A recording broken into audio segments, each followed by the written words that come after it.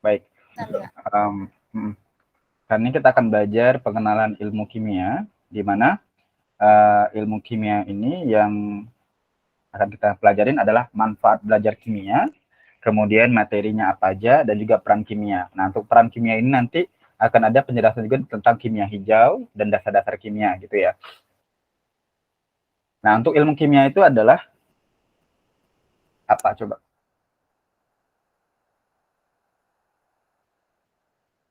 Mungkin Triza tahu apa Kak? ilmu kimia? Suaranya agak lanjut-lanjut. Apa? Suaranya agak nyendet-nyendet. Halo? Suaramu kecil juga di sini. Halo? Sudah kedengeran belum Kak? Oke. Nah, jadi ilmu yang mempelajari tentang susunan, struktur, sifat dan perubahan materi, serta energi yang menyertai perubahan tersebut. Jadi itu adalah ilmu kimia. Dia menyatakan perubahan zat ya, melihat perubahan zatnya. Baik itu susunan strukturnya, baik itu sifatnya maupun perubahan materi ya. Dan juga energi yang menyertai perubahan tersebut. Nah, itulah ilmu kimia. Nah, ilmu kimia ini banyak banget manfaatnya yang bisa kita pelajarin. Salah satunya adalah proses alam ya. Alam sekitar itu dan proses yang terjadi kebanyakan itu dari kimia. Contohnya apa coba? Kamu bisa nyontoin? Contoh produk yang dari kimia itu ya? Iya, terus juga angkat proses jadi kimia juga. Apa? Yang sederhana aja. Makanan gitu banyak. Makanan. Selain makanan? Kayak yang biasa dipakai buat bidang kesehatan gitu. Selain itu? Yang real aja, yang real contohnya apa? Kan kalau bidang kesehatan kak, bidang biologi kak, bidang itu kan masih umum. Yang realnya, yang kamu tahu apa coba? Yang di dalamnya ada sifat-sifat kimianya gitu kan? Iya, ada proses kimianya di situ. Air. Air dijadi apa? Air ya.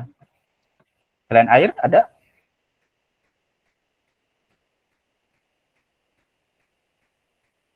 Belum kepikiran sih. Oke. Pagar rumah kamu karatan nggak? Enggak, rumah saya soalnya nggak ada pagarnya. Oh iya. Tapi kalau pagar di sekitar rumahmu ada yang mungkin ada punya pagar yang besi karatan nggak kira-kira? Iya, biasanya karatan. Itu proses kimia. Terus kita makan ya, itu nasi itu apa? Karbohidrat ya. Riza? Kak, Ya. Kedengaran suara saya? kedengaran tapi agak kecil gitu. Kedengaran tapi kecil.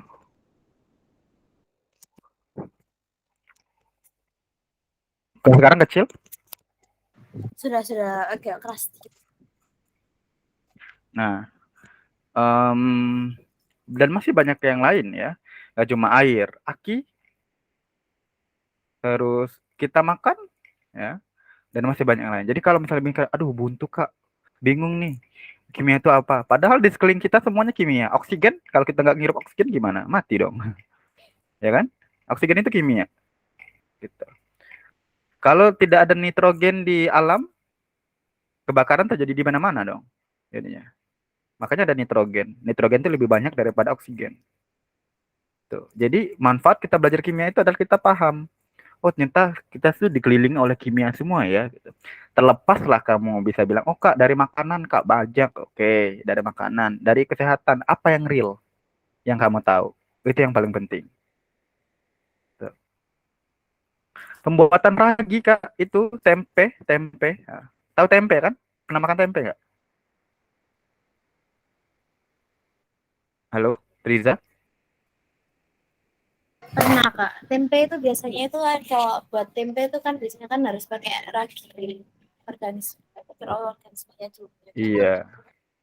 Itu masuk ke dalam biokimia, tapi di dalam terjadi reaksi kimia juga. Ya.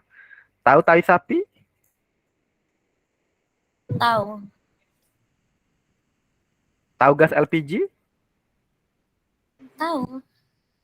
Nah, itu kimia juga gitu. Jadi banyak ya. Jadi besok-besok ketika ditanya gurunya, apa contohnya Triza, kimia dalam sekarang banyak banget. Kamu bisa nyentuhin yang saya sebutin tadi. Dan itu baru kecil, bagian kecil, besarnya banyak banget ya. Tuh. Iya.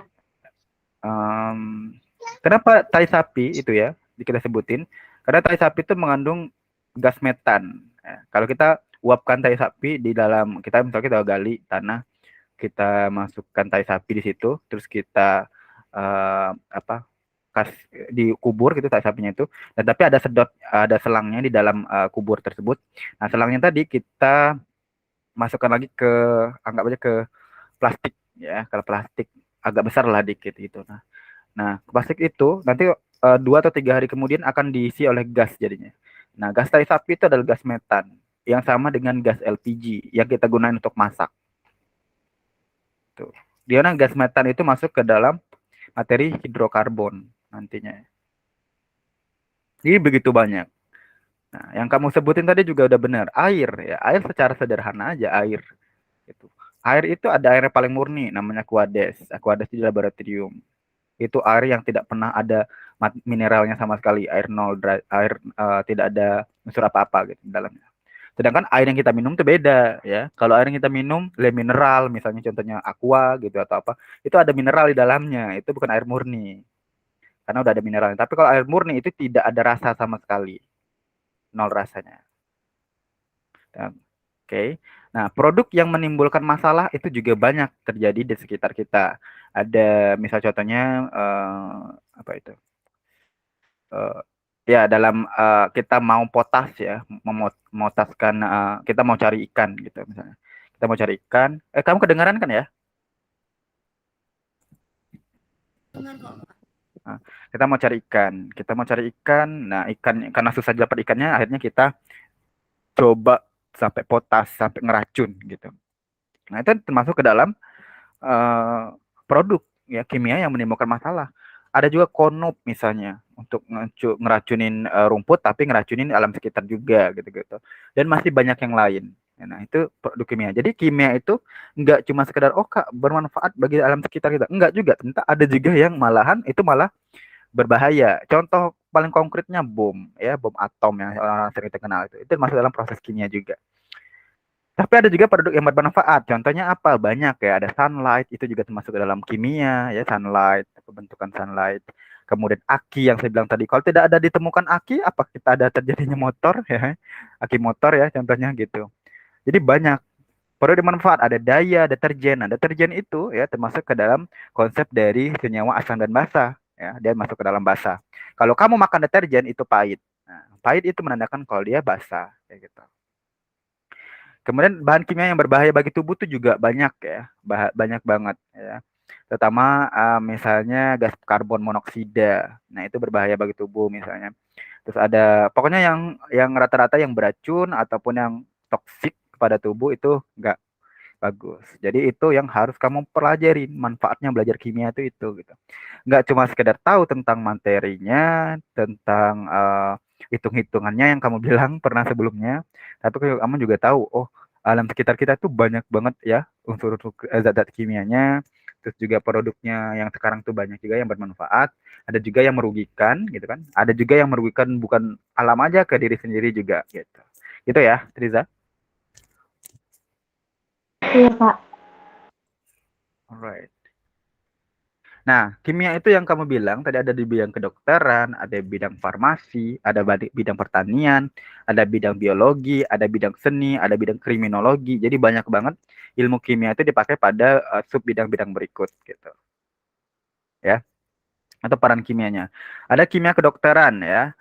Dia tuh mendiagnosis penyakit ya. Terutama kanker. Kanker itu ada penggunaan zat radioaktif untuk mendeteksi kanker ya. Itu ada. Nah, itu zat radioaktif itu termasuk ke dalam prinsip atau mempelajari ilmu kimia. Nah, ada kimia farmasi, obat-obatan jelas pastinya ya di bidang farmasi dan ilmu kimia itu dia saling seperti kakak beradik. Dia saling membutuhkan satu sama lain, dia saling bergandengan ya. Di mana dengan farmasi itu banyak banget belajar tentang kimia, kimia-kimia terapan, kimia-kimia apa itu? Kimia-kimia analis juga di mana mereka langsung mempraktekkan pembuatan obatnya, mensintesis. Nah, di mana zat-zat kimia itu biasanya ditemukan di alam, sekarang dibuat sendiri dengan di laboratorium. Ya, makanya tuh ada obat-obatan ya, obat-obatan seperti itu. Ada kimia pertanian, ya, contohnya pupuk yang pupuk. Nah, ada pupuk urea, pupuk NH4 ya misalnya, OH, pupuk NPK misalnya, contohnya gitu dan sebagainya. Itu merupakan contoh cabang ilmu kimia yang ada dalam pertanian. Ya. Jadi kalau tidak ada ini bagaimana gitu? Pertanian itu bisa maju kalau tidak ada pupuk misalnya. Termasuk juga pupuk organik yang saya bilang tadi cuma tai sapi doang, itu pun bisa selain dari gas metan yang diambil, tapi juga bisa untuk pupuk kandang, ya kan? Gitu kan ya, Triza ya. Ada kimia biologi. Kimia biologi ini dia fokusnya ke bagian contohnya metabolisme yang saya bilang tadi. Dari karbohidrat itu bagaimana caranya supaya bisa menjadi energi. Maka digunakanlah sistem metabolisme. Ya. Nah, ada kimia seni. Kimia seni ini cat. Ya. Cat itu menggunakan prinsip kimia juga. Ya. Cat itu juga menggunakan prinsip kimia, koloid gitu. Nah, ya, koloid ya. Kimia kriminologi, tes urin. Nah, tes urin itu juga membutuhkan prinsip dari kimia. Ya. Bagaimana caranya bisa ngetes diagnosa urin tersebut gitu. Nah, jadi kimia itu berhubungan dengan materi pastinya ya. Materinya definisi materi itu adalah sesuatu yang tidak dapat dibagi atau tidak dapat ini kan materi itu adalah substansi. Sifat materi itu apa? Kemudian perubahan-perubahan materi dan juga penggolongan materi tersebut.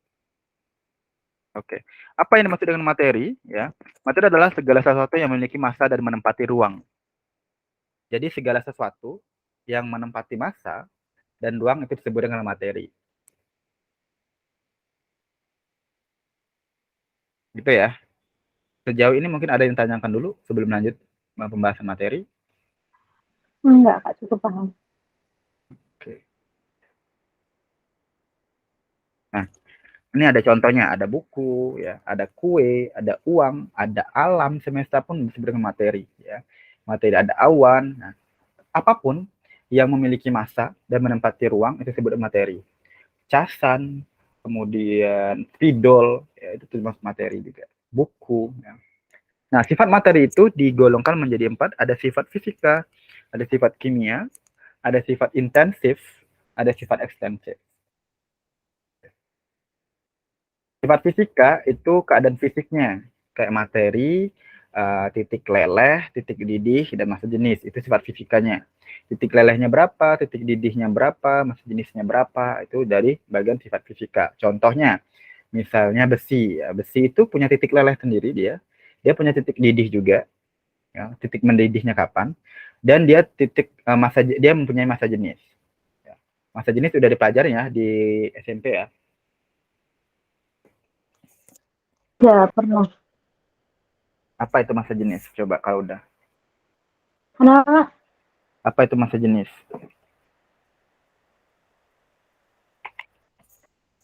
Definisinya gitu. Mm-mm. Saya bingung kalau jelasin definisinya, tapi saya tahu apa itu masa jenis gitu, Pak. Oh, oke. Dan apakah setiap benda itu memiliki massa jenis yang sama? Beda. Kenapa berbeda? Soalnya itu kayak masa pengukuran tiap volume itu kayak berbeda-beda gitu, Kak. Jadi nggak mungkin sama. Iya. Karena setiap benda itu juga memiliki kerapatan zatnya beda-beda, ya. Kayak eh, contohnya itu misalnya kita mencontohin udara. Udara kita convert dengan air beda kerapatannya, ya kan? Udara lebih renggang, air agak renggang. Tapi kalau benda padat memang benar-benar padat gitu, nggak renggang, nggak renggang. Ya. Jadi dilihat dari kerapatannya juga. Di mana kerapatannya itu yang biasanya uh, menimbulkan massa yang cukup berat dari sebelumnya dan juga dari benda-benda yang lain, kemudian ditambah dengan volume. Ya, volume setiap benda itu beda-beda. Ada yang dia besar tapi berongga di dalamnya, volumenya pasti kecil, kan? Tapi ada yang kecil tapi dia padat. Contohnya bola besi.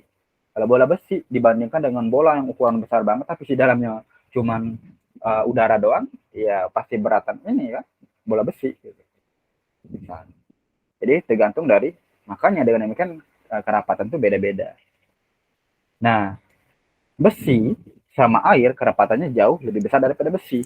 Makanya sifat fisika besi itu jauh lebih ini ya, sifat fisika massa jenisnya lebih besar daripada air.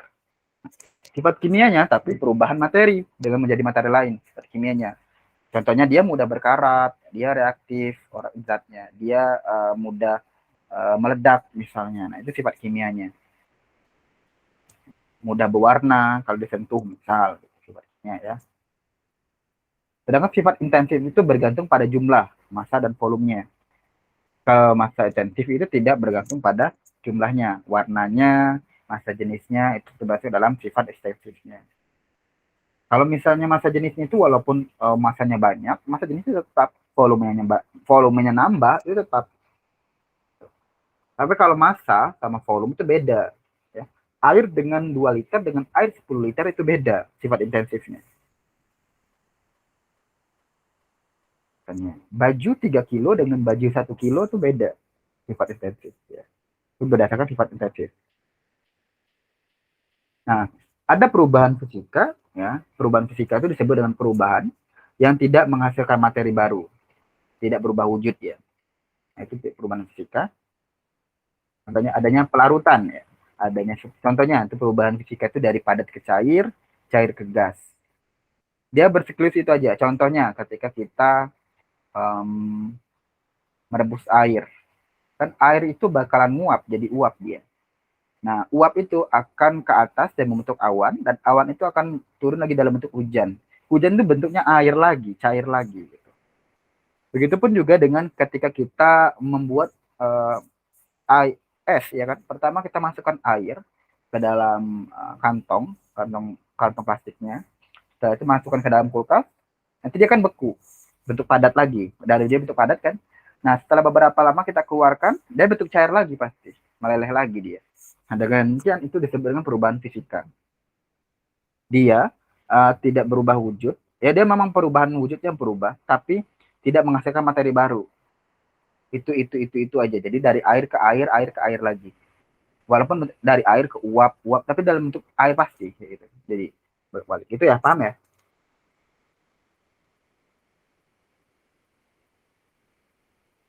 Paham kan, Riza?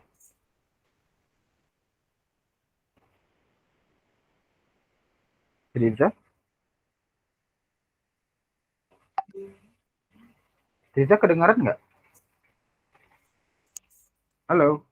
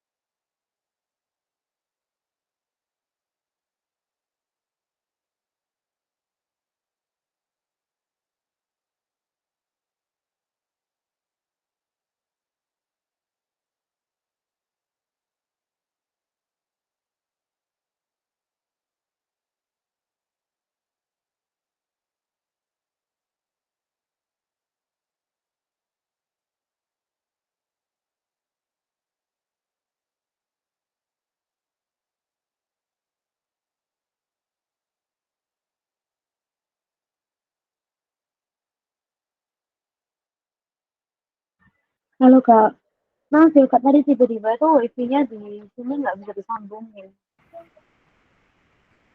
Oh, oke, nggak apa. Iya Selanjut Kak. ya, oke.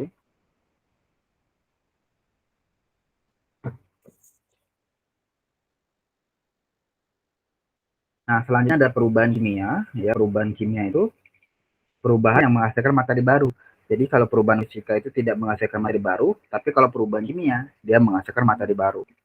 Ya. Contohnya pencoklatan apel. Beda ya pembentukannya itu. Kan apel sekarang udah yang awalnya jadi bentuknya coklat. Kemudian seperti ini juga. Uh, apa itu? Kembang api. Ya. Ini kembang api juga merupakan perubahan materi baru. Ya kan? Ketika dibakar, dia akan membentuk suatu materi baru dan menghasilkan energi juga. Jadi perubahan yang dilihat adalah perubahan warna, perubahan suhu, perubahan pembentukan endapan, atau pembentukan gas. Itu disebut dengan perubahan kimia. Itu jadi yang dilihat. Jadi kalau misalnya tadi berkarat, ya kan besi yang awalnya mulus, mungkin agak warna hitam, tiba-tiba jadi warna coklat. Kenapa? Karena dia berkarat. Nah, itu disebut dengan perubahan kimia.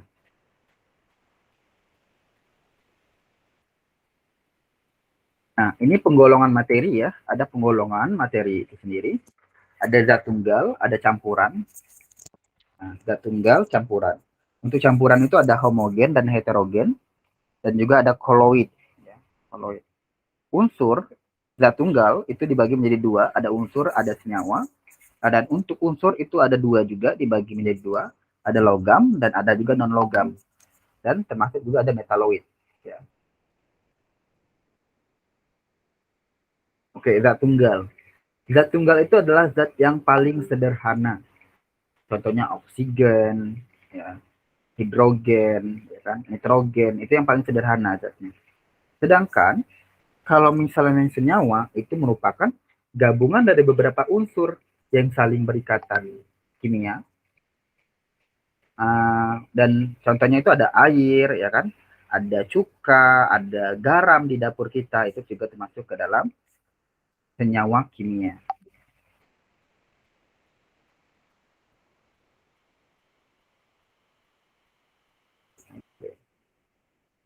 Kalau zat tunggal itu terdiri dari satu jenis materi aja, ya, dia jadi terdiri satu jenis materi. Jadi kalau garam garam aja, gula gula aja gitu, nggak perlu yang lain-lain, gitu ya.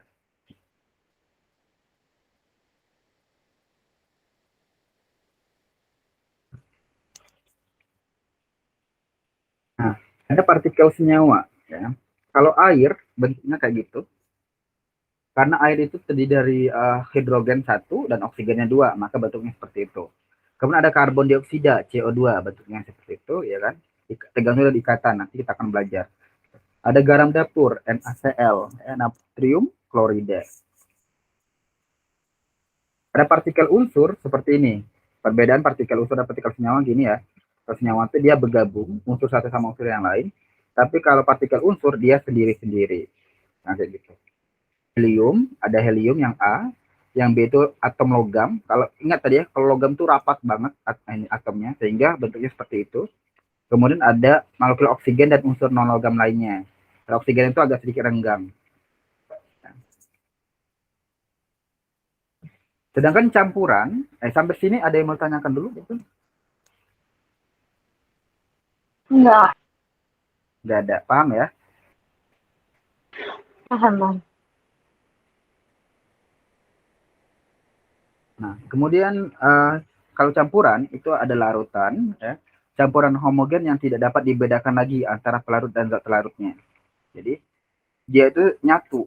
Misalnya kita mau melarutkan gula, kan gula yang awalnya bentuknya butir-butiran dengan air, ya, yang bentuknya cair. Kita gabungkan, kita masukkan dalam gelas airnya, terus kita larutkan. Nah, ketika kita larutkan dan sampai homogen, homogen artinya tidak ada lagi bentuk gulanya dalam air tersebut. Nah, itu udah homogen namanya, sama larutan. Tidak ada suspensi. Kalau suspensi itu campuran heterogen yang antar zatnya dapat dibedakan tanpa mikroskop ultra. Jadi dia itu suspensi itu misalnya kita mau melarutkan batu ya, dalam air. atau pasir gitu kan. Kan pasir kan nggak larut dalam air. Nah, itu namanya suspensi. Kenapa? Karena ketika dalam ini kita masih bisa membedakan mana pasir, mana mana air. Tapi kalau tadi gula, ketika udah kita aduk-aduk dan itu udah nggak bisa dibedakan lagi mana air, mana gula gitu kan. Karena mereka udah nyatu bareng. Itu ya. Dan yang terakhir ada liquid. Kalau kayak minyak sama air itu masuk ke heterogen ya, yang suspensi. Campuran. Suspensi dia. Karena kan zat antaranya dapat dibedakan masih, mana minyak, mana air. Kemudian ada koloid. Koloid itu adalah campuran yang keadaannya antara lautan dan suspensi. Jadi koloid itu benar-benar apa ya? Kalau suspensi bisa dibedakan. Kalau larutan itu tidak bisa dibedakan. Nah, koloid ini di antara kedua-duanya. Contohnya susu. Susu. Susu itu butuh mikroskop ultra atau apa biar kita lihat, oh, membedain molekul susu sama air gitu.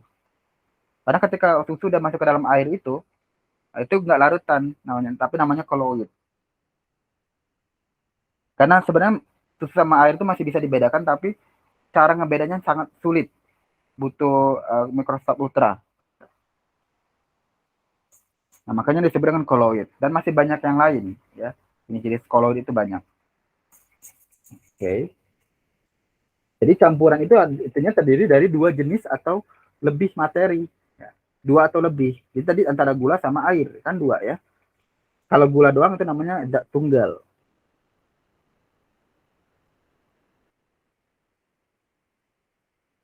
Baik, itu dulu untuk materi ini. Ada yang ditanyakan untuk bab 1? Udah paham Pak sampai sini. Kita lanjut. Kalau koloid itu tentulannya apa lagi ya Pak? Ini kayak agak bingung mikirin bentuk-bentuk koloid ini. Koloid. Nanti ada pembahasan khususnya koloid ya. Jadi di skip dulu aja. Selain dari susu. Ya, penasaran kan? Nah, banyak ya. Ada koloid itu dari cair ke gas, gas ke cair, gitu. Dari cair ke cair, ada padat ke cair, dan masih banyak yang lain. Yang nantinya sulit itu kita bedain. Itu ada pembahasan ilmu khususnya nanti. Satu-satu.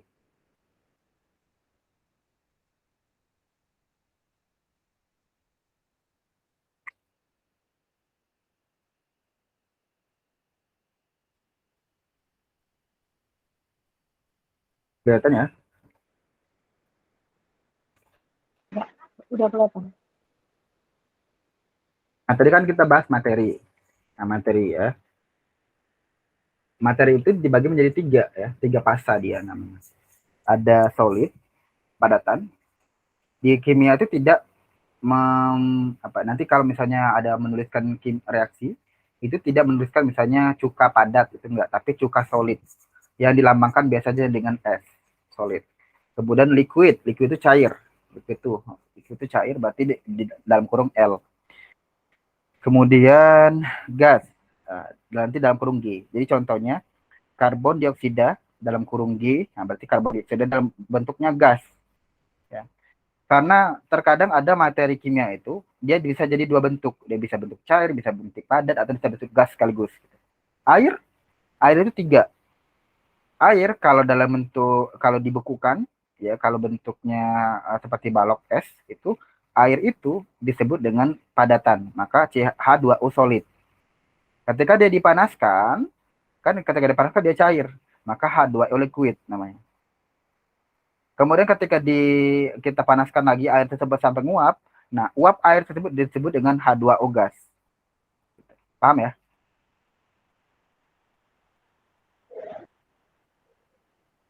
Bisa dipahami? Untuk fasa? Bisa. Apa? Bisa. Oke. Solid ya. Solid itu memiliki bentuk dan volume.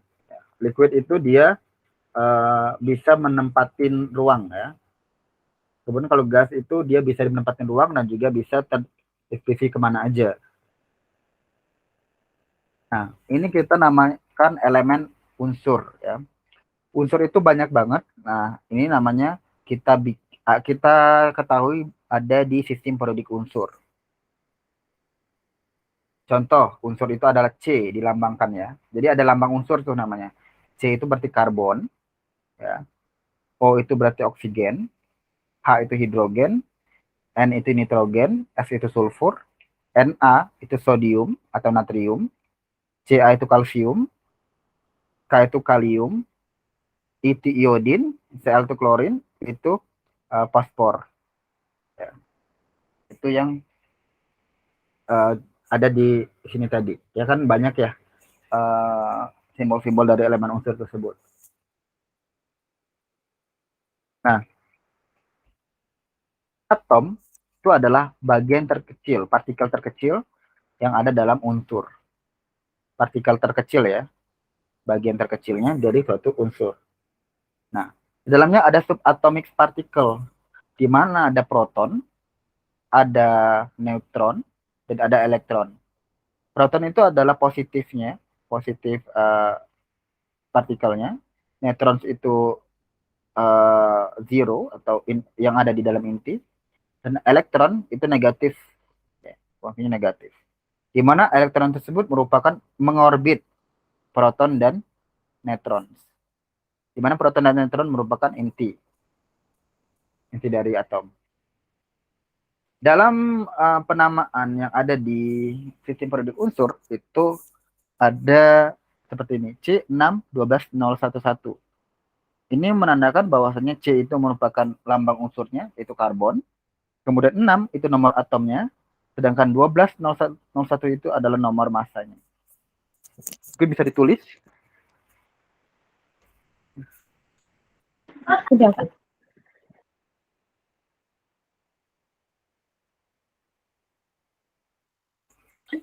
Sudah? Udah. Nah, seperti ini contohnya untuk menggambarkan sebuah atom karbon. Dia terdiri dari 6 proton dan 6 neutron. Ya. Kemudian dia dikelilingi oleh elektron. Itu.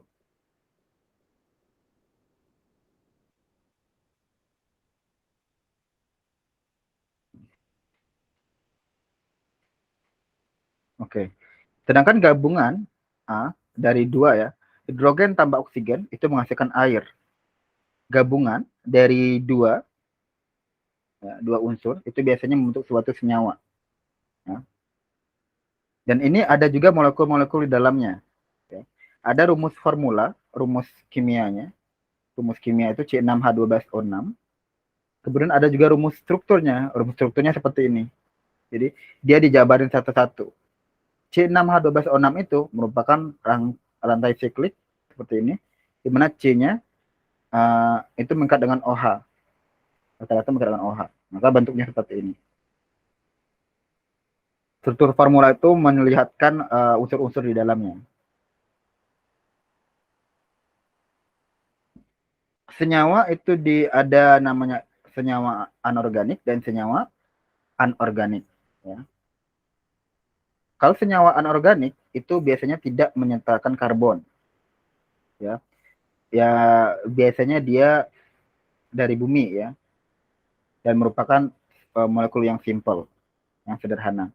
Tapi kalau organic compounds itu biasanya mengandung karbon di dalamnya, atau hidrogen, atau oksigen, atau nitrogen, dan kadang juga sulfur dan juga fosfor. Nah, biasanya untuk organic compounds ini ataupun senyawa organik itu berada pada senyawa tumbuhan. Berasal dari tumbuhan ataupun hewan ataupun yang organisme lah bahasanya. Dan dia biasanya merupakan senyawa yang kompleks. Tapi kalau inorganik itu senyawa yang simple, ya, molekulnya simple, gitu maksudnya. Molekul simple. Tapi kalau organik itu molekulnya kompleks. Contoh untuk anorganik, senyawa anorganik, air ya, air, HCl, kemudian karbon dioksida, NaCl ya, itu termasuk dalam inorganik. Kenapa? Karena tidak ada karbon di dalamnya. Tidak Kalau walaupun ada karbon, tapi dia masih simple compound. Kalau udah nggak simple compound atau senyawa yang simple, ada digolongkan sebagai anorganik. Organik. Sedangkan organik itu umumnya terdiri dari di dalamnya ada karbon ya kan, ada karbon, hidrogen, nitrogen, ya. Contohnya karbohidrat, ya. Gula juga masuk, selulosa juga masuk ya. Nah, itu dia strukturnya. Coba kamu lihat ini, struktur dari gula ini kompleks banget strukturnya. Dan lipid ya, lemak itu juga masuk, minyak itu juga masuk dalam senyawa organik karena kompleks. Protein, apalagi protein ya, protein asam amino itu banyak banget, ada asam amino, asam ini dengan ini gitu. Nucleic acid itu asam nuklea, DNA dan RNA itu juga masuk ke dalam organik, senyawa organik. Paham sejauh ini?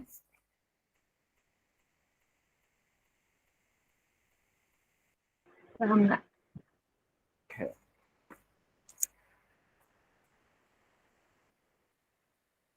Oke, itu aja untuk pembahasannya yang untuk yang dasar-dasar kimia untuk penentuan atom ya.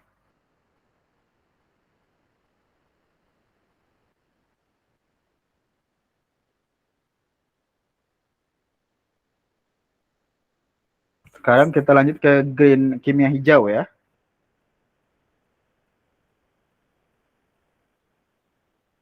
Green chemistry.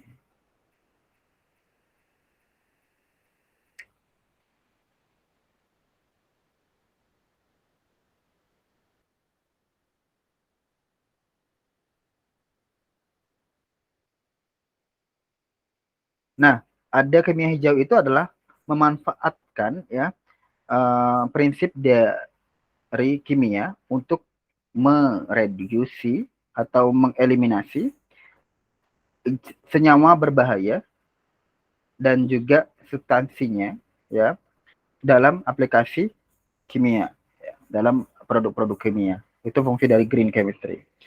Nah, green chemistry itu tentang kita harus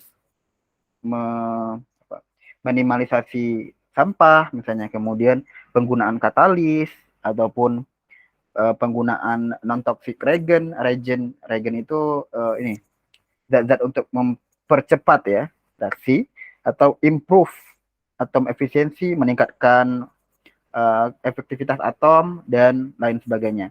Termasuk juga dalam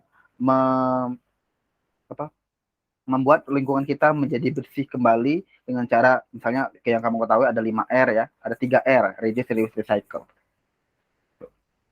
Jadi untuk green chemistry atau kimia hijau itu fokusnya ke masalah sampah, material, kemudian juga bencana ataupun risiko, energi dan juga biaya ya, itu yang dilihat.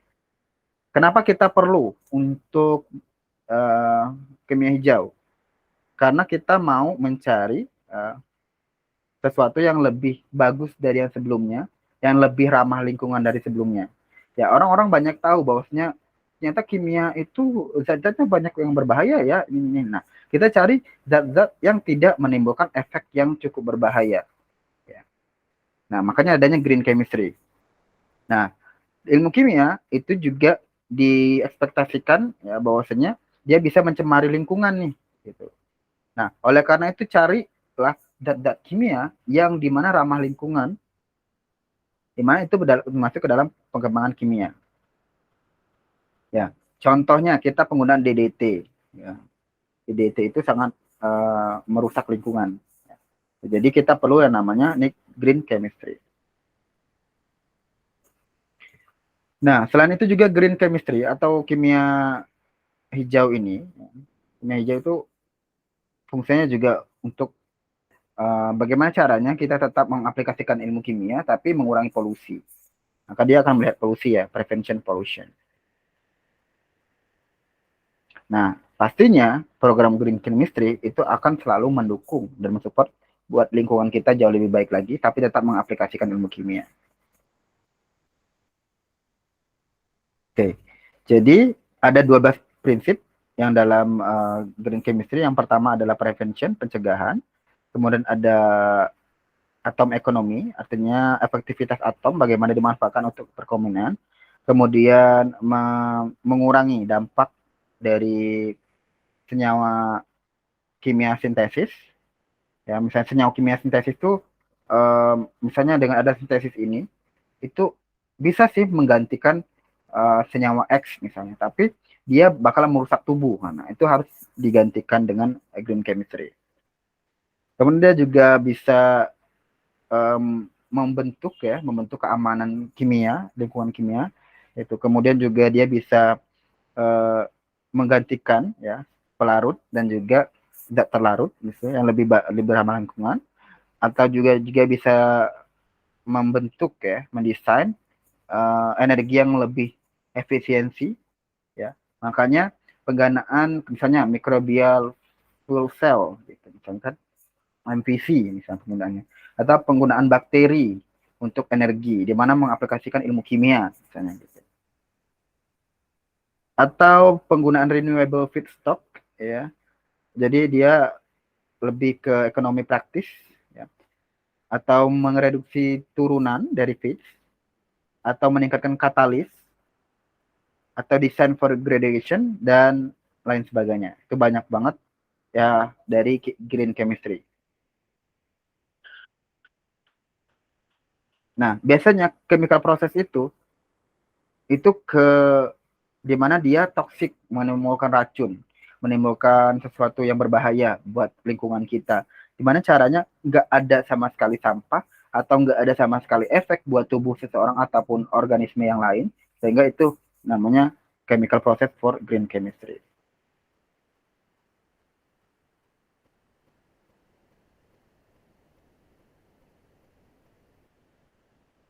Apa dari green chemistry ini penting ya? Karena pertama ya, contoh kecilnya kita perlu green chemistry adalah penggunaan CFC pada kulkas ya. Klorofluorokarbon yang digunakan pada kulkas itu akan membuat kulkas tersebut ya, membuat kulkas tersebut akan menghasilkan gas freon yang dimana itu berbahaya pada rumah kaca kita yang ada di langit, sehingga itu akan menimbulkan kita tuh akan menjadi gas efek rumah kaca. Kenapa? Pelindung kita di atmosfer itu dengan gas freon itu akan gas freon akan memakan pelindung bumi tersebut gitu ya. Nah, itu makanya penggunaan ini harus bagaimana caranya supaya bisa tetap menggunakan kulkas tapi tidak menggunakan gas freon misalnya. Ya. Kemudian pemanasan, kemudian destilasi, compression. Jadi kita harus mereduce bagaimana caranya penggunaan dari energi fosil. Kenapa energi fosil itu penting kita reduce? Karena energi fosil itu dia mensumbangsi besar untuk terjadinya efek rumah kaca, dan juga sekaligus dengan global warming jadinya ya. Jadi suhu bumi, panas bumi itu meningkat jadinya. Nah, itu yang tidak kita inginkan ya. Makanya ada global warming itu seperti itu. Nah, kita ada non renewable energy, ada renewable energy ya. Itu beda. Renewable energy itu lebih meningkatkan energi terbarukan yang mana lebih ramah lingkungan. Sedangkan non renewable itu tidak ramah lingkungan ya.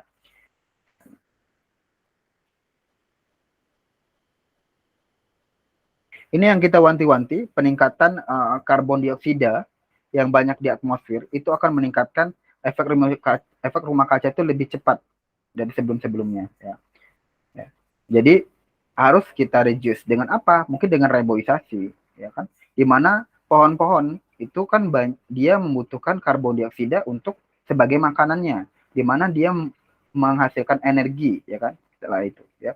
Dia menangkap karbon dioksida dan oksigen ya, dan air, maka dia akan menjadi glukosa tambah energi. Nah, dan juga menghasilkan oksigen lagi gitu. Jadi dengan adanya penanaman hutan kembali, kemudian tidak menggunakan kendaraan yang berlebihan, kemudian tidak menggunakan energi fosil atau batu bara, dan masih banyak yang lain, itu akan mengurangi karbon dioksida. Bagaimana cara kita ininya? Penggunaan biomasa, menggunakan solar, carbon dioxide atau waste isolation, nanoscience. Nah, sekarang lagi berkembang banget sama yang kamu bilang nanoteknologi, ya, nanoteknologi. Termasuk juga degradation plastik ya. Plastik yang kita gunakan bagaimana bisa jadi biodegradation. Plastik itu bisa didaur ulang kembali. Walaupun tidak bisa diulang, maka penggunaan botol minuman, kemudian botol minuman ini yang bisa kita refill lagi gitu kan, tidak menggunakan botol minum yang ya udah ini kita buang gitu jadi sampah ya. Jadi kasus besarnya untuk green chemistry itu lebih kepada energi ya, energi terbarukan, kemudian perubahan global atau perubahan energi dan juga makanan termasuk ke dalam racun yang ada dalam lingkungan. Itu. Energi yang dimaksud adalah, sampai sini ada yang mau tanyakan dulu mungkin? Enggak, Ya, paham ya? paham, Kak. Oke. Energi. Nah, untuk energi ini ya kan ada energi itu karbon dioksida, depletion of ozone layer ya kan, lapisan ozon, kemudian akibat tambang ya, akibat racun ya.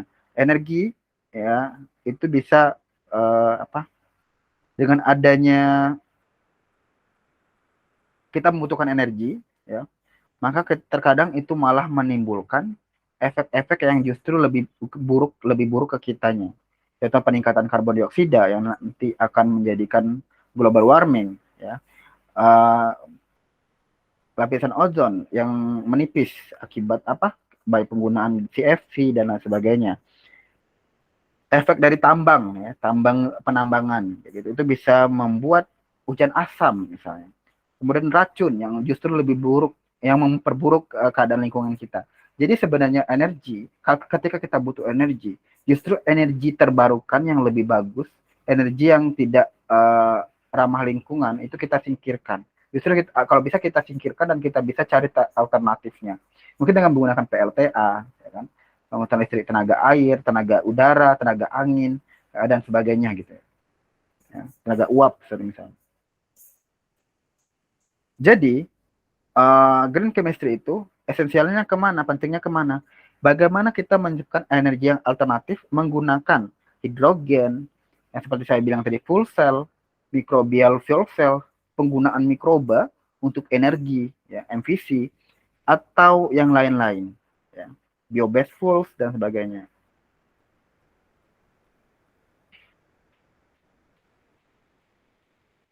Sedangkan yang kedua adalah global change, ya, perubahan global.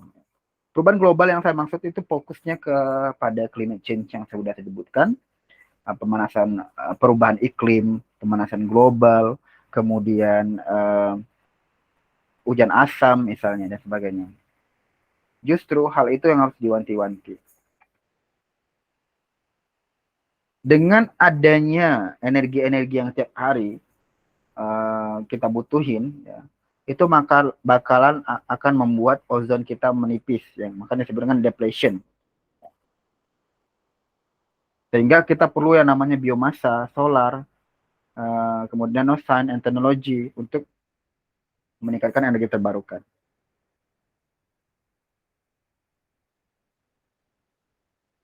Nah, untuk food supply, maksudnya adalah bagaimana kita bisa meningkatkan makanan ya dan minuman kita, di mana dengan kasus ini terkadang orang-orang penggunaan pupuk yang itu justru mempengaruhi lingkungan, sehingga green chemistry fokusnya kepada food supply juga. Dengan cara apa? Dengan tidak menggunakan pestisida, fertilizer, atau yang cara lain yang justru itu memang membuat itu bagus, ya, tapi ternyata tidak bagus untuk lingkungan. Dan termasuk juga yang terakhir toksik pada lingkungan ya. Ya. Banyak banget kalau yang ini contohnya yang tadi meracunin air ya, meracun air dengan racun agar supaya apa? Agar bisa diambil ikannya dengan mudah karena diracun ikannya dan sebagainya. Bagus, tapi untuk lingkungan air tersebut jadi tidak bagus ekosistemnya.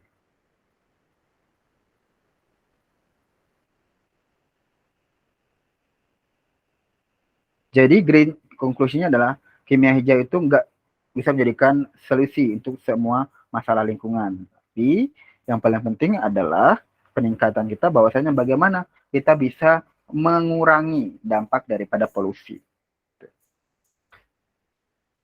Oke, 3 materi sudah dicanangkan ya. Mungkin sekarang saatnya kamu mungkin ada yang tanyakan, boleh.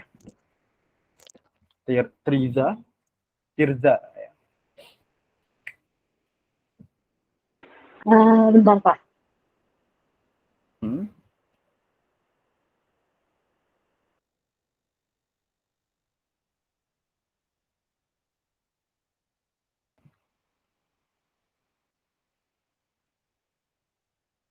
ya, ada bagaimana?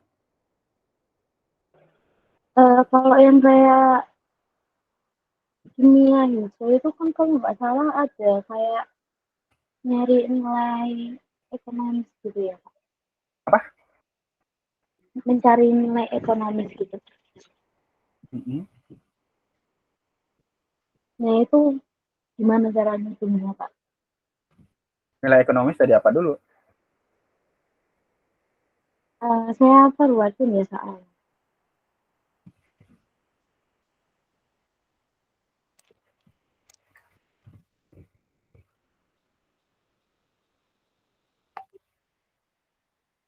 Sudah, Pak. Saya lihat dulu.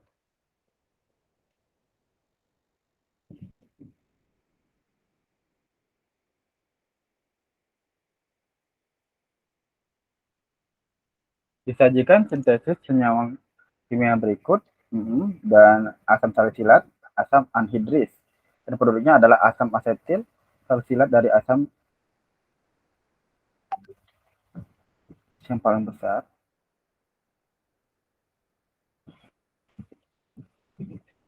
Oke, kan asam salisilat yang pertama, asam anhidris yang kedua.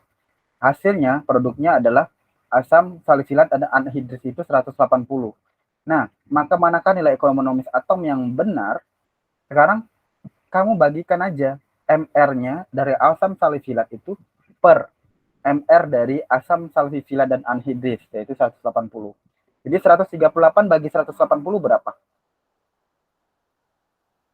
Coba. Gimana Pak tadi? Hah? Itu kayak MR-nya dijumlah dulu.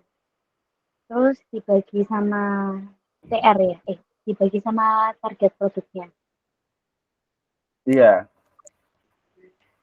Berarti, bentar. 138 bagi 180. Langsung aja. Oh, ini kakaknya yang nomor 1 atau yang nomor 2 ya? Nomor 2. Oh, berarti ini 138 ditambah 102. Nggak bisa ditambah. 138 bagi 180 aja.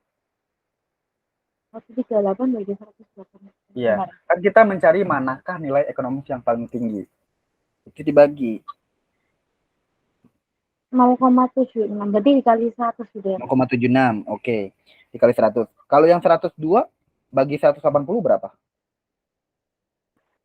102, benar.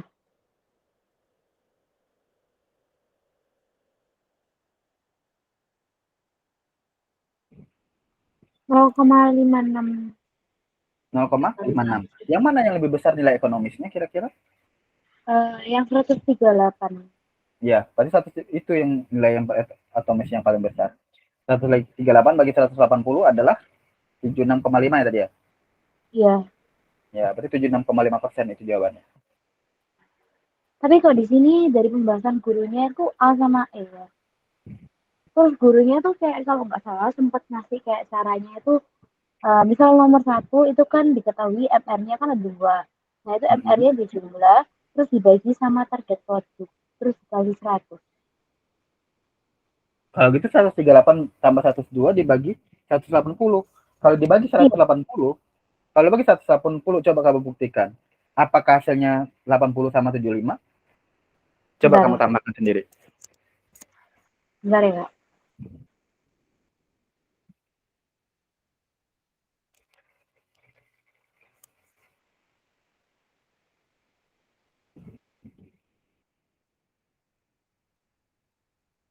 Itu tuh kayaknya dibalik gitu nggak sih, Kak? Jadi kan ini kan barusan saya coba hitung kalau misalnya 240 dibagi 180 dikali 100 itu hasilnya tuh beda. Tapi kalau misalnya 180-nya di atas terus dibagi 240 dikali 100 itu hasilnya tuh 0,75. 75%. 75, 180 dibagi dengan 240 ya. Ya, 180 dibagi 24. Ya, 75. Berarti Berarti ini produknya dibagi dengan jumlah reaktannya.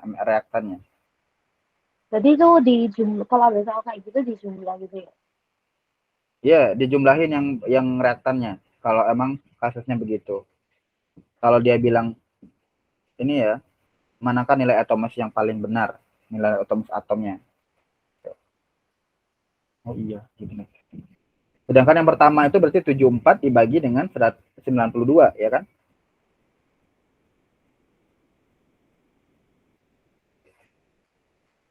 80 berarti. 80,4%.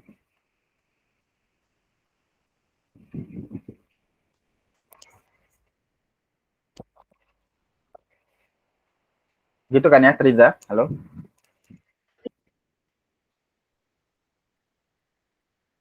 Halo? Sudah, Kak. Ini suara saya kedengaran nggak, Kak? Kedengaran? Hmm. Gitu. Berarti udah paham ya? Sudah.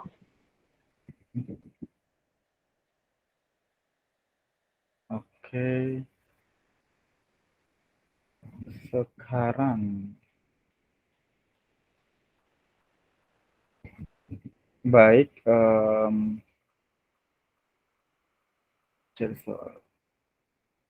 Ada yang ingin tanyakan mungkin lagi? Guru-gurunya? Nggak ada.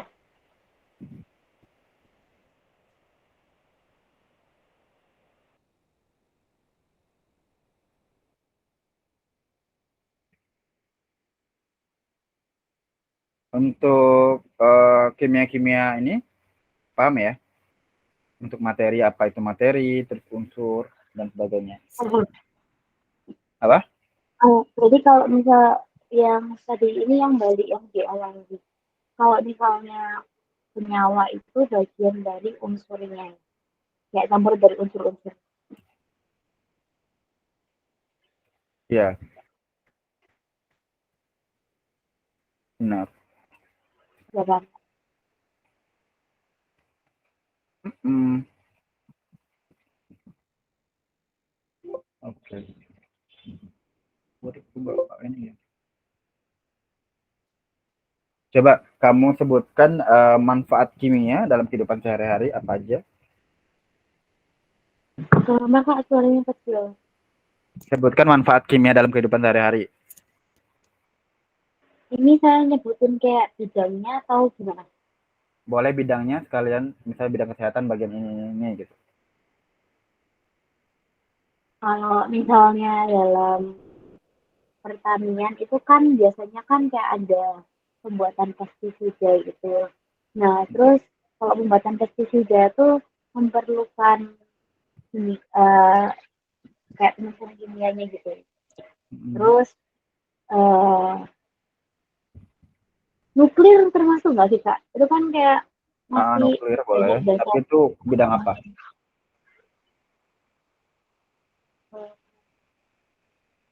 Masuk teknologi nggak sih? Nggak tahu.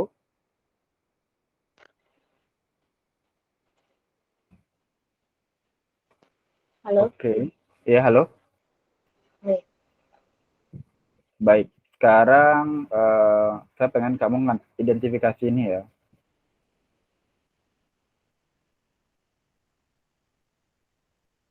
Kelihatan lembar kerja untuk nama produk, sabun mandi, sabun cuci piring, pasta gigi, sampo, dan sebagainya. Kamu cari kandungan bahan kimianya apa dan kegunaannya apa.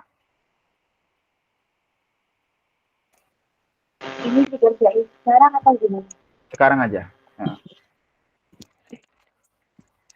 Saya ngomong lewat sini gitu ya. apa? Berarti saya nyebutin lewat sini. Ya, lewat bisa. share. Bentar, Kak. Bisa disebutin atau kamu cari dulu aja 1 sampai 9-nya. Oke, sebentar ya, Kak.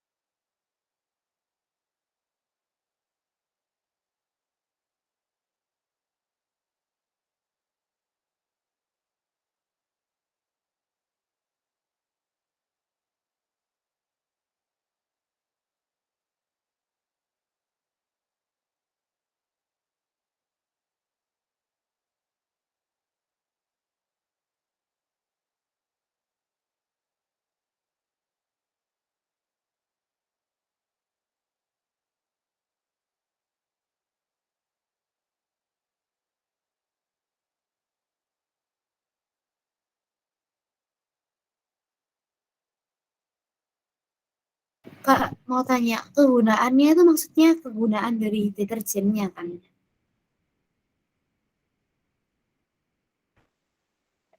Ke- ke- Kenapa Kak nyandut-nyandut? Kegunaan deterjennya. Oh iya, terima kasih Kak.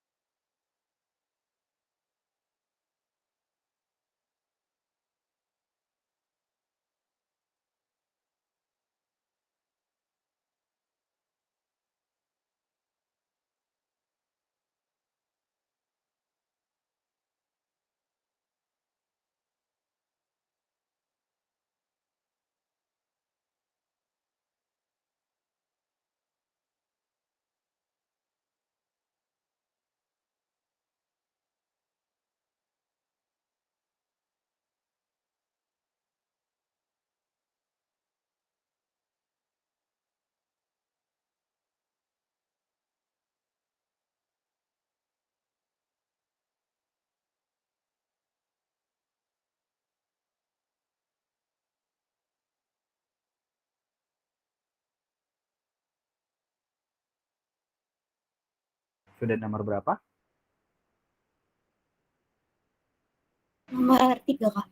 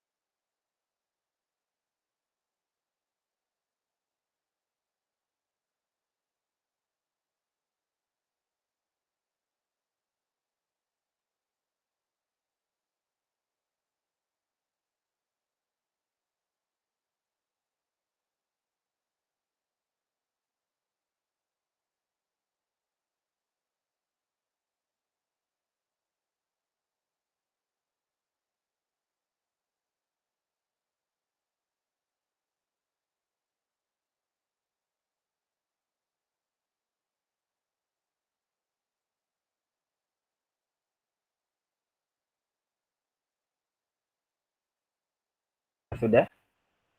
Nomor berapa lagi? Kurang 2, Kak. Kurang 2 ya.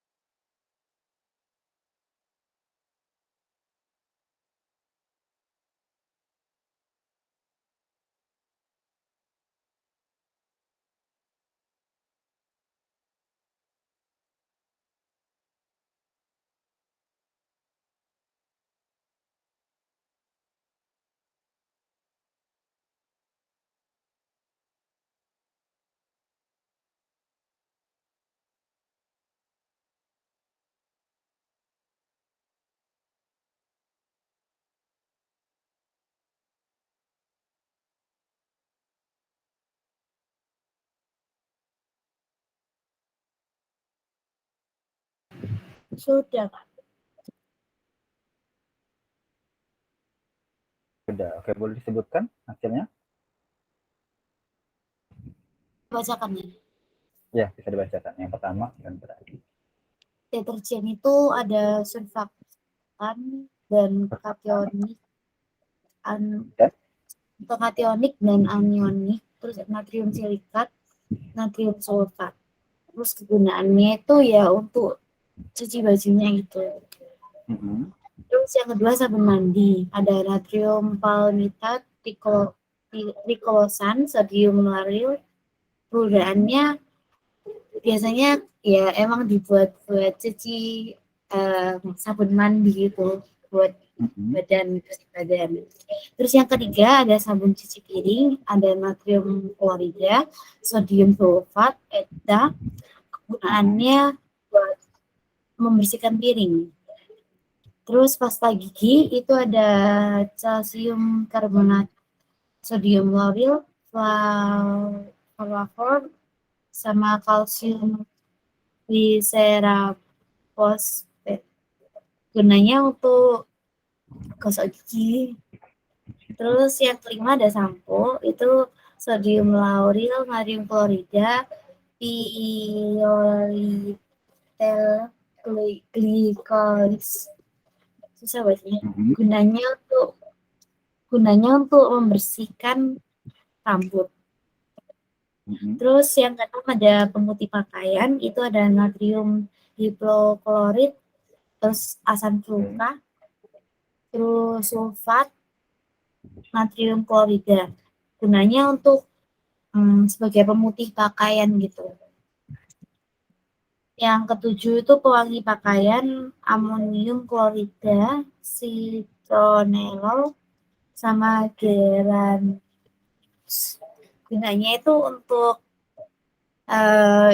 ya pewangi pakaian gitu, supaya lebih wangi. Yang kedelapan ada pembersih lantai, itu natrium lauryl, creslic acid, dan asam kaprolat. Terus gunanya itu kok kan pakai pembersih lantai supaya lantainya terhempas dari kuman-kuman. Terus yang terakhir ada pestisida. Pestisidanya itu organoklorin dan zat amin.